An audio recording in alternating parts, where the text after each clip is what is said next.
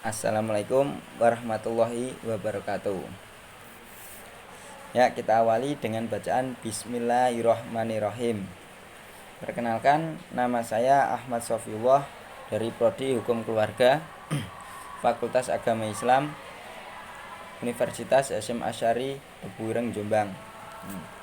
Tujuan saya membuat video ini untuk memenuhi tugas ujian akhir semester matkul P. Nah, dalam video ini saya akan membawakan materi tentang kejadian hukum atau juga disebut peristiwa hukum atau juga bisa disebut tingkah laku hukum. Jadi ada tiga pengembangan atau tiga judul. Nah, apakah kejadian hukum itu? Nah, semua peristiwa atau kejadian yang dapat menimbulkan akibat hukum antara pihak-pihak yang mempunyai hubungan hukum.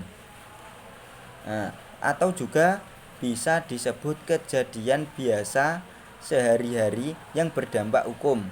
Nah, jadi tingkah laku sehari-hari atau kegiatan Anda setiap hari yang berdampak dengan hukum, atau juga disebut tingkah laku hukum. Nah, tingkah laku hukum ini semua tingkah laku, jadi setiap gerak-gerik yang menyebabkan terjadinya suatu hukum, munculnya suatu hukum. Nah, itu. Next, selanjutnya akibat dari hukum. Akibat dari hukum. Apa akibat dari hukum itu? Yakni segala akibat yang terjadi dari segala perbuatan hukum yang dilakukan oleh subjek hukum terhadap objek hukum. Nah, itu yang disebut dengan akibat hukum. Selanjutnya, macam-macam peristiwa hukum. 1. Perbuatan subjek hukum. 2. Perbuatan lain yang bukan perbuatan hukum.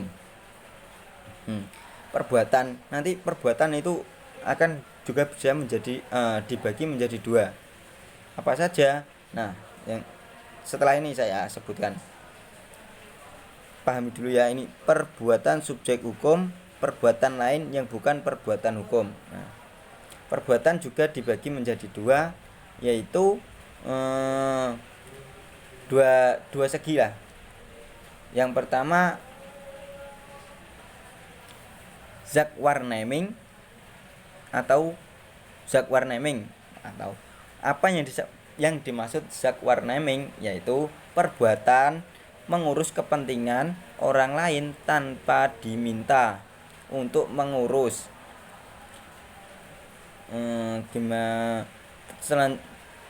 Poin selanjutnya, zakwarneming itu diatur dalam pasal 1354 KUH.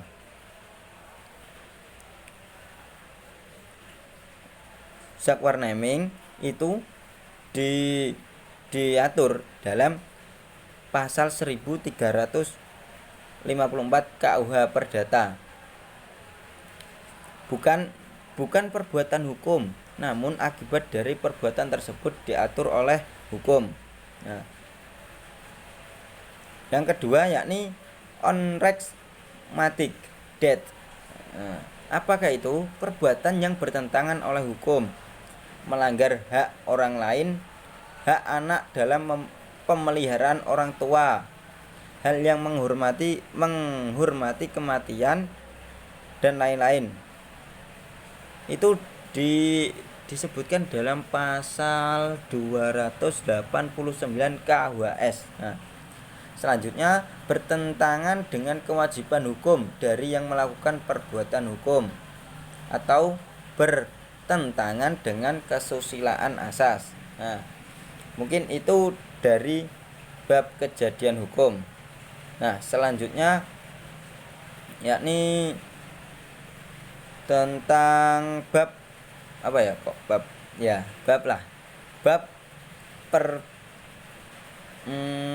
bab selanjutnya yakni perkembangan hukum dalam masyarakat. Nah, poin selanjutnya, bab selanjutnya yakni perkembangan hukum dalam masyarakat, yakni perbuatan serta dinamika masyarakat memiliki saham penting bagi munculnya sosiologi hukum. Nah, industrialisasi yang berkelanjutan melontarkan persoalan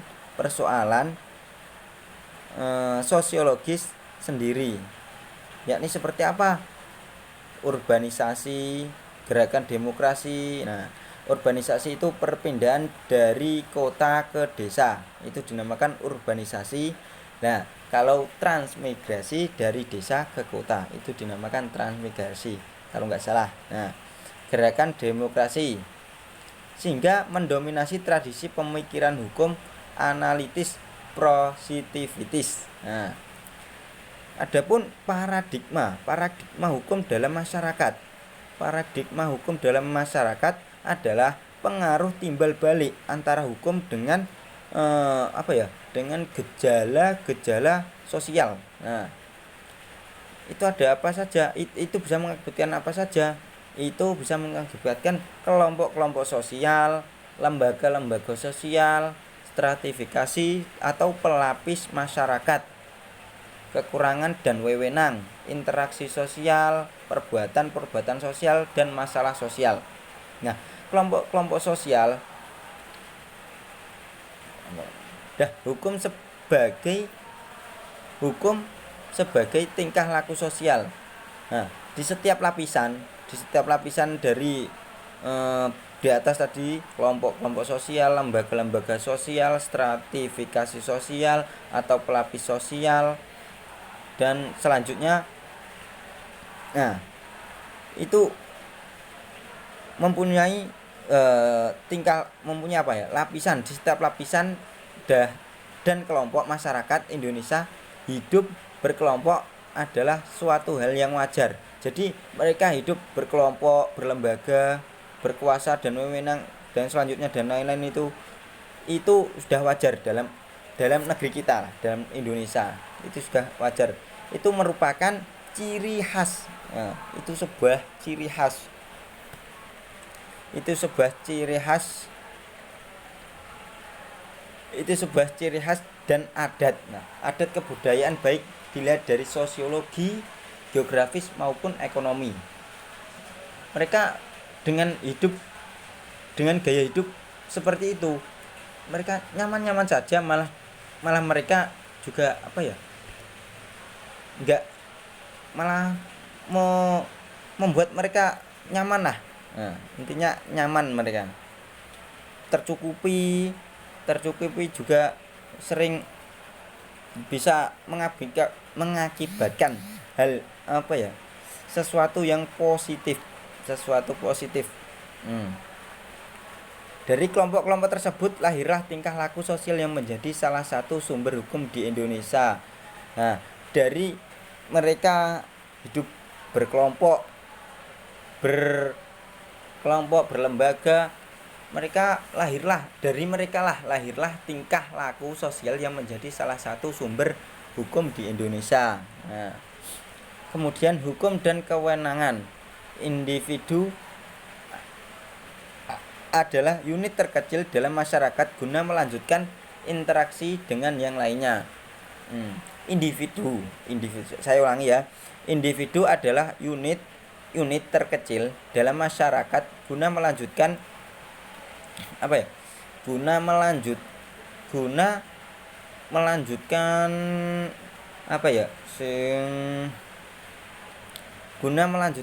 interaksi, hubungan lah. Coro bahasa kerennya lupa saya. Nah, itulah pokoknya unit terkecil yang dalam masyarakat guna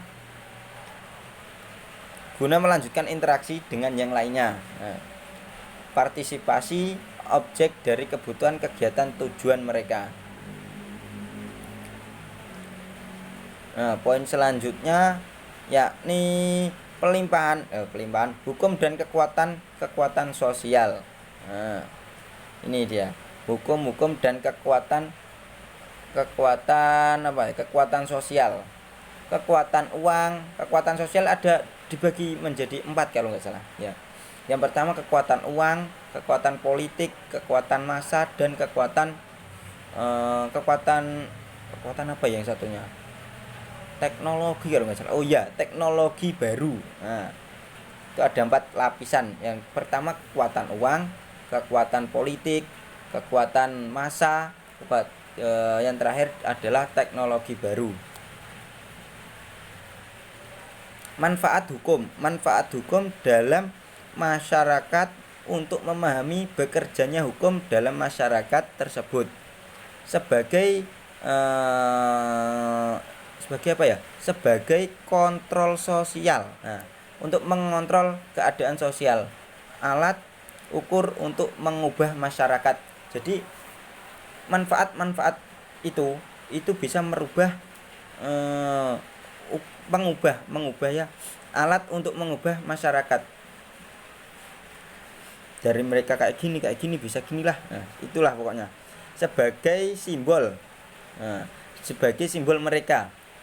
Kemudian sebagai alat politik dan juga alat integrasi. Nah, kemudian sistem perilaku hukum.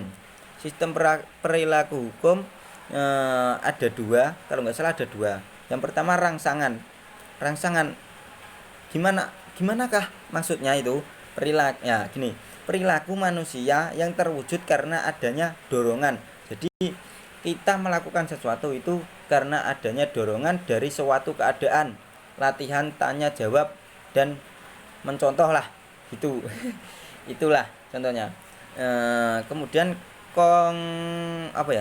selanjutnya kognitif. Nah, kognitif, apakah itu kognitif? Yaitu penyampaian informasi. Nah, kognitif itu penyampaian informasi, apa ya, nggak salah itu, penyampaian informasi yang